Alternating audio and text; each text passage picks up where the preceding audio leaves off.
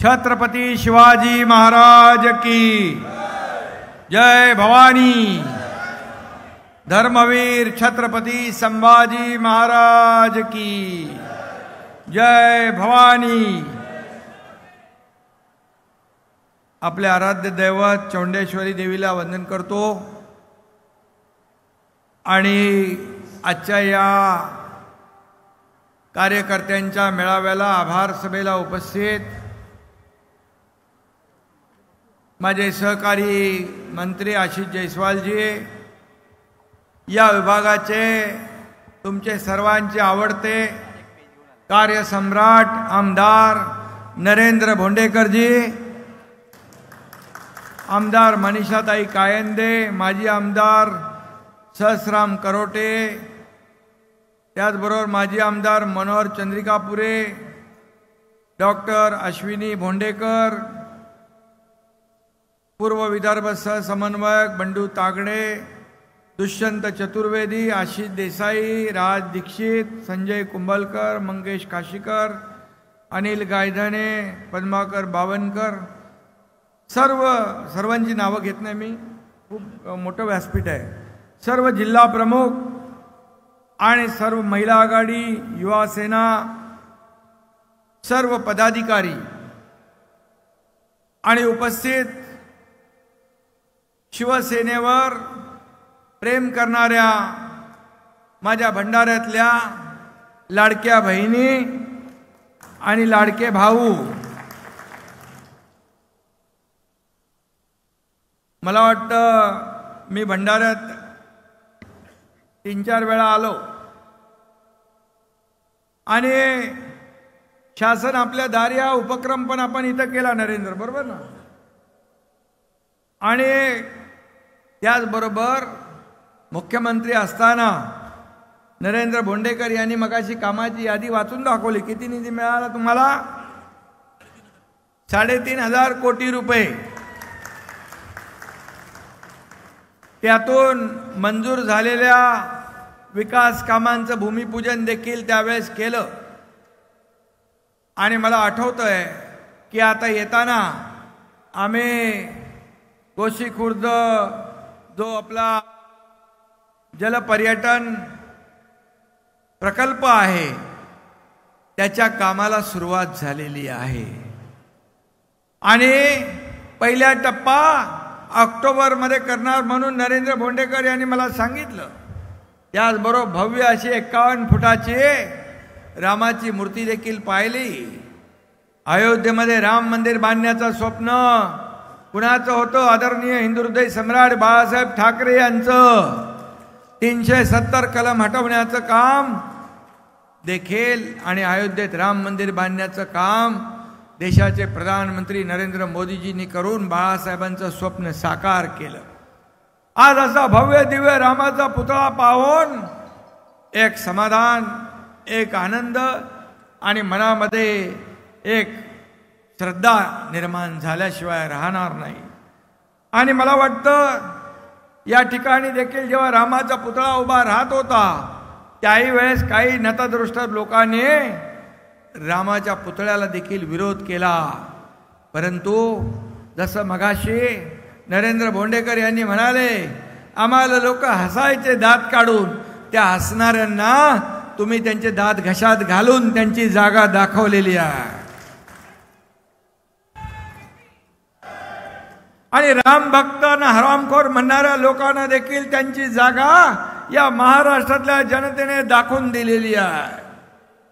मला वाटतं हा दुसरा महाराष्ट्रातला एवढा उंच पुतळा इथं तुमच्या भंडाऱ्यात होतोय, हे तुमच्यासाठी अभिमानाची बाब आहे आणि गर्वाची बाब आहे। तिथून प्रेरणा घ्या, ऊर्जा घ्या, विकासाची प्रेरणा, विकासाची ऊर्जा घेऊन काम करा। खरं म्हणजे 6 महिन्यापूर्वी नरेंद्र भोंडेकर यांना विक्रमी मताने विजयी करा म्हणून मी आपल्याला विनंती करायला आलो। विजयाचे फटाके वाजवायला, गुलाल उधळायला येईन म्हणून सांगितलं आणि आपले आभार मानायला येईन म्हणून मी सांगितलं। तो तुम्ही विजयाचा गुलाल तर उधळलात आणि विरोधकांचा जो बँड बाजा वाजवला त्याबद्दल तुमचे आभार मानावे तेवढे थोडे आहे। आणि म्हणून विजयाचा गुलाल उधळणाऱ्या माझ्या लाडक्या बहिणी, लाडके भाऊ, लाडके ज्येष्ठ, लाडके शेतकरी सर्वांनी या ठिकाणी नरेंद्र भोंडेकर यांना आशीर्वाद दिले आणि त्यांना विक्रमी मताने विजयी केलं. खरं म्हणजे खोटा वारसा सांगणाऱ्यांना आरसा दाखवून घरचा रस्ता दाखवण्याचं काम तुम्ही केलं, या महाराष्ट्रातल्या जनतेने केलं. त्याबद्दल मी आपल्या सगळ्यांना त्रिवार वंदन करायला आलोय. आपल्याला खऱ्या अर्थाने आपले आशीर्वाद घ्यायला आलोय, आपल्याला मी भेटायला आलोय. खरं म्हणजे महाराष्ट्राचे खरे वाघ बघायचे असतील तर आपण काय म्हणतो, भंडारा पवनी. आणि मी सगळ्यांना सांगतो, भंडारा पवनीला जा म्हणून खरे वाघ दिसतील, पण तुम्ही सगळे वाघ इथे आहात. हे खरे वाघ आहे. हे वाघाचं वाघाचं कातड पांघरून लांडगा कधी वाघ होत नाही. हे तुम्ही विधानसभेच्या निवडणुकीमध्ये दाखवून दिलं आणि घरी बसणाऱ्यांना कायमचं घरी बसवलं. किती शिव्या देणार, किती आरोप करणार. सकाळ उठता बसता झोपता फक्त तुम्हाला फक्त एकनाथ शिंदे, एकनाथ शिंदे, एकनाथ शिंदे. पण या एकनाथ शिंदेने आरोपाला आरोपाने उत्तर दिले नाही, टीकेला टीकेने उत्तर दिले नाही, तर टीकेला आणि आरोपाला तुमच्या एकनाथ शिंदेने कामातून उत्तर दिलं. 3,500 कोटी तुमच्या मतदारसंघात, असे महाराष्ट्रातल्या अनेक मतदारसंघात आपण दिले. आशिषला किती दिले, तुम्हाला किती मिळाले निधी? त्यांना पण 3,000 बोट, 3 बोट दाखवत आहेत. आणि म्हणून खऱ्या अर्थाने विकास निधी देण्यामध्ये कुठेही हात आकडता घेतला नाही. मगाशी नरेंद्र भोंडेकर आणि आशिषने पण सांगितलं की जिल्हा प्रमुख पदाधिकाऱ्यांना ताकद देण्यासाठी देखील, विकास कामं करण्यासाठी त्यांना देखील आपण सहकार्य केलं. शेवटी हा कार्यकर्ता जो आहे, या व्यासपीठावर बसलेल्या सर्व नेत्यांना आमदार, खासदार, मंत्री बनवतो, त्यांचं मार्केटिंग, ब्रँडिंग करतो. हाच कार्यकर्ता आपल्याला निवडून देतो. आणि म्हणून या कार्यकर्त्याला जपलं पाहिजे, कार्यकर्ता मोठा केला पाहिजे. हा कार्यकर्ताच नेत्याला मोठा करतो, पक्षाला मोठा करतो. पण जे नेते कार्यकर्त्याला विसरतात, त्यांची गत काय होते हे आपण गेल्या विधानसभेच्या निवडणुकीमध्ये पाहिलेलं आहे.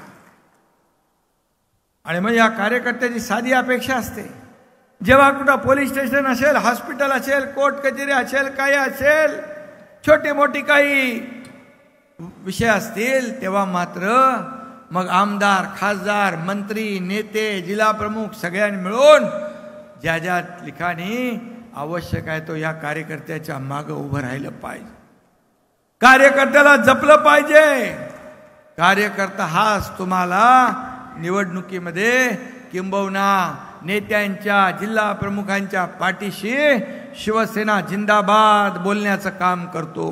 बाळासाहेब ठाकरे यांचा विजय बोलण्याचं काम करतो. छत्रपती शिवाजी महाराजांची घोषणा देण्याचं काम करतो. त्या कार्यकर्त्याला कदापि विसरू नका, विसरू नका. हे व्यासपीठ जे आमचं, हे व्यासपीठ, एवढं मोठं व्यासपीठ, एवढे मोठे आपले नेते, हे व्यासपीठ देखील शिवसेनेचं वैभव आहे. आणि तुम्ही बसलेले शिवसेनेचं ऐश्वर्य आहे. शिवसेनेची संपत्ती काय, ही समोर बसलेले कार्यकर्ते आहे. आणि म्हणून तुम्ही एवढ्या मोठ्या संख्येने इथं उपस्थित नसता तर या व्यासपीठाची शोभा वाढली नसती. आणि म्हणून मी मुख्यमंत्री जेव्हा होतो त्याही वेळेस कार्यकर्ता म्हणून काम केलं. आजही कार्यकर्ता म्हणून काम करतोय, उद्याही कार्यकर्ता म्हणूनच काम करणार आहे. आणि म्हणून या ठिकाणी आपल्याला मी एवढंच सांगतो, नरेंद्र भोंडेकर, तुमचा मध्ये वाढदिवस झाला, मी फोनवर तुम्हाला शुभेच्छा दिल्या, पण आज देखील पुन्हा तुमच्या या सर्व कार्यकर्त्यांच्या समक्ष तुम्हाला पुन्हा एकदा शुभेच्छा वाढदिवसाच्या देतो. तुम जियो हजारों साल, साल के दिन हो 50,000. एक कार्यकर्ता म्हणून तुम्ही त्याला निवडून दिलं. एक शब्द त्याला मी सांगितला, एक आदेश दिला, सूचना दिली, त्यांनी तंतोतंत पालन केलं आणि तुम्ही त्याला निवडून दिलं. आदर्श आमदार कसा असावा? त्या नरेंद्र भोंडेकर याच्यासारखा असावा. आणि म्हणून विकास कामांना कधी आपण निधी कमी पडू दिला नाही. आणि एवढंच सांगतो, मगाशी नरेंद्र भोंडेकर म्हणाले की या ठिकाणी मला मंत्रीपद मिळालं नाही, पण शिवसेनेच्या नेत्याची विदर्भाची जबाबदारी दिली. असा कार्यकर्ता मला पाहिजे, असा कार्यकर्त्याला मला पाहिजे. मंत्रीपद एकाच वेळेस सगळ्यांना देता येत नाही, ही वस्तुस्थिती आहे. तिकीट देखील अनेक इच्छुक असतात, पण तिकीट एकालाच देतो आपण. पण मी एवढंच सांगतो, हा मालक आणि नोकराचा पक्ष नाही. शिवसेना हा कार्यकर्त्यांचा पक्ष आहे. या पक्षात जो कार्यकर्ता काम करेल तो पुढे जाईल, तो मोठी मोठी पदं घेईल. राजा का बेटा राजा नहीं बनेगा, जो काम करेगा वही राजा बनेगा. हा कार्यकर्त्यांचा पक्ष आहे. आणि नरेंद्र भाऊ, चिंता करू नका, तुम्ही जे काम करत राहा. मी देखील कुठली अपेक्षा न ठेवता अनेक पदं मला मिळाली. तुम्हालाही मी सांगतो, तुम्हालाही योग्य वेळेला संधी मिळेल. अपना भी टाइम आएगा. आणि म्हणून चिंता करू नका. बघा, मी मुख्यमंत्री होतो, सीएम होतो, त्यावेळेस मी म्हणालो सीएम म्हणजे चीफ मिनिस्टर नाही तर कॉमन मॅन. आता मी डीसीएम आहे, देवेंद्रजी मुख्यमंत्री आहेत. मी आता देखील मला लोक म्हणतात स्वतःहून, डीसीएम म्हणजे डेडिकेटेड टू कॉमन मॅन. सर्वसामान्य माणसाला ती त्याची नाळ तुटता कामा नये. आपण जमिनीवरचे कार्यकर्ते आहोत. आपण हवेत चालणारे आणि डोक्यात हवा भरून घेणारे कार्यकर्ते नाही. सोन्याचा चमचा घेऊन जन्माला आलो नसलो तरी सुद्धा या महाराष्ट्रातल्या तमाम जनतेच्या जीवनामध्ये सोन्यासारखे दिवस आणण्याचा प्रयत्न मात्र आपण करतोय. आणि म्हणून सर्वसामान्य माणसाला त्यांच्या आयुष्यामध्ये चांगले दिवस आले पाहिजे, म्हणून लाडकी बहीण, मुख्यमंत्री माझी लाडकी बहीण योजना आपण सुरू केली. लेक लाडकी लखपती योजना केली. युवा प्रशिक्षण योजना केली. ज्येष्ठांना वयोश्री योजना केली. ज्येष्ठांसाठी तीर्थदर्शन योजना केली. शेतकऱ्यांना शेतकरी सन्मान योजना केली.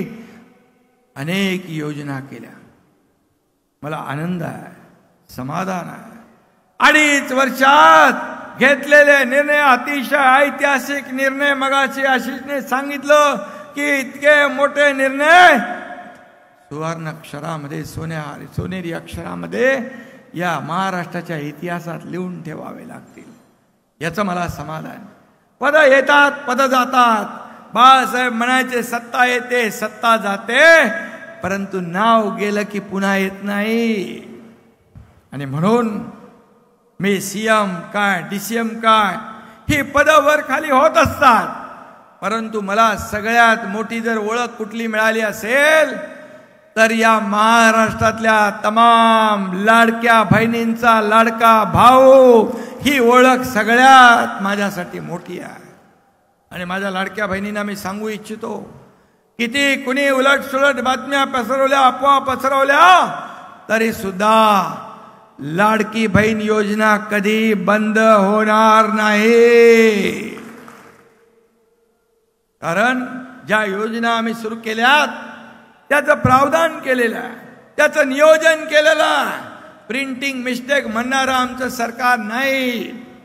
आता गेल्या काही वर्षापूर्वी निवडणुकीमध्ये काँग्रेस सरकारने सांगितलं वीज बिल आम्ही माफ करू. सरकार आलं सत्तेत आल्याबरोबर वीज बिल लोकांना धडाधड गेली. तसं आपलं सरकार नाही, महायुती सरकार नाही.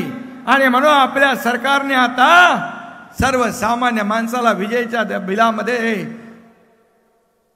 सूट दिली पाहिजे. म्हणून मुख्यमंत्री महोदयांनी देखील आता विजेच्या बिलामध्ये सूट देण्याचा सरकार महायुती सरकारने आपला निर्णय घेतला.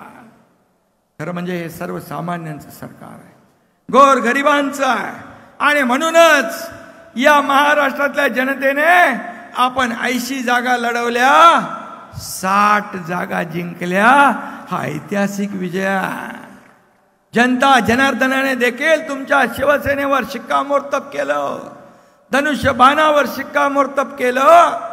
कारण आपली शिवसेना आणि धनुष्यबाण काँग्रेसला दावणीला बांधण्याचं पाप ज्यांनी केलं, सत्तेसाठी खुर्चीसाठी पण हा एकनाथ शिंदे बाळासाहेबांचे विचार, हिंदुत्वाचा विचार याबाबत सत्तेसाठी कधी प्रतारणा करणार नाही, कधी तडजोड करणार नाही, हा शब्द मी आपल्याला देतो. आणि म्हणून जनतेच्या न्यायालयात देखील आपण जिंकलो. ते समोरचे लोक 100 जागा जिंकून 20 जागा 100 जागा लढून 20 जागा जिंक म्हणाले आम्ही जनतेच्या न्यायालयात जाऊ, जनतेच्या दरबारात जाऊ. त्यांना देखील जनतेने त्यांची जागा दाखवली. कारण तुम्ही कमरेचं सोडून डोक्याला गुंडाळून सत्तेसाठी बाळासाहेबांचे विचार सोडले. बाळासाहेब म्हणाले काँग्रेस माझी होऊ देणार नाही, त्या दिवशी माझं दुकान बंद करेन. त्याच काँग्रेस बरोबर आपण घरोबा केला. आणि म्हणून आज मी एकच सांगतो, तुम्ही 2019ला मराठी माणसाचा विश्वासघात केला, हिंदुत्वाचा विश्वासघात केला, बाळासाहेबांच्या विचारांचा विश्वासघात केला आणि तुम्हाला दिलेल्या लोकांनी केलेल्या मतदारांचा विश्वासघात केला. आणि म्हणून हे दोघं शिलेदार इथं आहेत. म्हणून या एकनाथ शिंदेने 2022ला एक उठाव केला. तो उठाव फक्त राज्याने नाही, देशाने नाही, तर जगातल्या 32 देशाने त्याची नोंद घेतली. हा कोण आहे? एकनाथ शिंदे. तेव्हा मी मंत्री होतो, अनेक मंत्री माझ्या सोबत आले. आता तर नगरसेवक आणि ग्रामपंचायतीचा सदस्य पण इकडून तिकडे जाताना 100 वेळा विचार करतो. माझ्याबरोबर 50 आमदार होते. काय होतं माझ्याकडे? सत्ता तर समोर होती, पण सत्तेतून पाय उतार होऊन माझ्या सोबत येण्याचं धाडस केलं. कारण त्यांना माहित आहे एकनाथ शिंदे हा स्वतःच्या स्वार्थासाठी कधी जगला नाही, जगणार नाही. हा राज्याच्या हितासाठी जेव्हा शिवसैनिकांचं खच्चीकरण होऊ लागलं तेव्हा मग हा निर्णय आम्हाला घ्यावा लागला. आणि म्हणून या सर्वसामान्यांच्या मनातलं सरकार आपण स्थापन केलं. जर आपण चुकीचं पाऊल उचललं असतं तर लोकसभेत आपल्याला एवढी मतं मिळाली नसती, उबाटापेक्षा जास्त. विधानसभेमध्ये आपल्याला 75% आपला स्ट्राईक रेट होता, 75%.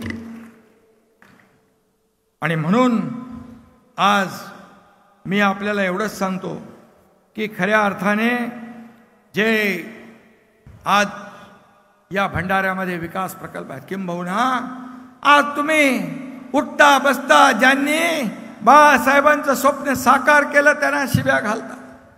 अरे पाकिस्तानला धडा शिकवणारे या देशाचे प्रधानमंत्री नरेंद्र मोदीजी यांनी माझ्या लाडक्या बहिणींचं सिंदूर पुसणाऱ्या पाकड्यांना ऑपरेशन सिंदूरच्या माध्यमातून धडा शिकवला. त्यांना त्यांची जागा दाखवली. ये नया भारत है, घर में घुस के मारेंगा हे बोलण्याची हिम्मत दाखवली. गोली का जवाब तोप गोलों से मिलेगा हे बोलण्याची हिम्मत दाखवली. आतापर्यंत झालं होतं असं? बाळासाहेब असते तर मुक्त कंठाने त्यांची स्तुती केली असते. पण तुम्ही हिशोब विचारताय. किती मिसाईल गेले, किती ड्रोन गेले, किती आपला नुकसान झालं. अरे थोडं तरी जनाची नाही तर मनाची लाज वाटली पाहिजे की आपले लष्कराचे सैनिक सीमेवर लढताय, सीमेवर लढताय, जीवाची बाजी लावतात. त्यांच्यावर तुम्ही संशय व्यक्त करता. आतापर्यंत 26/11चा मुंबईचा हल्ला झाला, कसाबचा सिरियल बॉम्बस्फोट झाले, संसदेवर हल्ला झाला, पुलवामाचा हल्ला झाला, या ठिकाणी आपल्या सैनिकांची मुंडकी छाटून पाकिस्तानमध्ये नेण्याचं पाप पाकड्यांनी केलं, तो हिशोब तुम्ही विचारत नाही. त्याचा जबाब तुम्ही पाकिस्तानला विचारत नाही. तुम्ही लष्कराला जबाब विचारताय, प्रधानमंत्र्यांना जबाब विचारताय, तुम्ही त्याचे मोजमाप करताय. कुठं फेडणार हे पाप? आणि म्हणून या देशातली जनता तुम्हाला या बाबतीत कधी माफ करणार नाही, कधी माफ करणार नाही. कारण ऑपरेशन सिंदूरच्या माध्यमातून या देशातल्या लाडक्या बहिणींच्या आणि प्रत्येक नागरिकाच्या मनातली चीड खदखद जी होती ती देशाचे प्रधानमंत्री आणि या ठिकाणी आपलं लष्कर यांनी पाकिस्तानची खोड मोडून त्याला धडा शिकवला. मला याचाही अभिमान आहे. या आपली शिष्टमंडळ पाठवली होती मोदी साहेबांनी, त्यामध्ये एका शिष्टमंडळाचं नेतृत्व तुमचा खासदार डॉक्टर श्रीकांत शिंदे हा करत होता, याचाही आपल्याला अभिमान. आणि तुमच्या एकनाथ शिंदेला जेव्हा दिल्लीमध्ये एनडीएची बैठक होती त्यावेळेस सगळ्यात महत्वाचा ठराव ऑपरेशन सिंदूर ठराव मांडण्याची संधी तुमच्या या एकनाथ शिंदेला दिली. हे सांगण्याचं तात्पर्य एवढंच की आपल्या नसामध्ये शिवसैनिक म्हणजे वेळेला या देशभक्तीने भरलेला, राष्ट्रभक्तीने भरलेला, राष्ट्रभक्ती अंगार, हिंदुत्वाचा अंगार भरलेला शिवसैनिक आहे. आणि म्हणून त्याची तुम्हाला किंमत करता येणार नाही. आणि म्हणूनच तुम्ही त्याची किंमत केली, तुम्ही त्याचा कसपटा समान त्याला वागवलं, म्हणून तुम्हाला हे दिवस पाहावे लागले, म्हणून तुम्हाला तुमच्या आगतिक होण्याची वेळ आली. कुणी युती करता का, युती करता का, युती करता का वेळ आली? याचं आत्मचिंतन करा, आत्मपरीक्षण करा.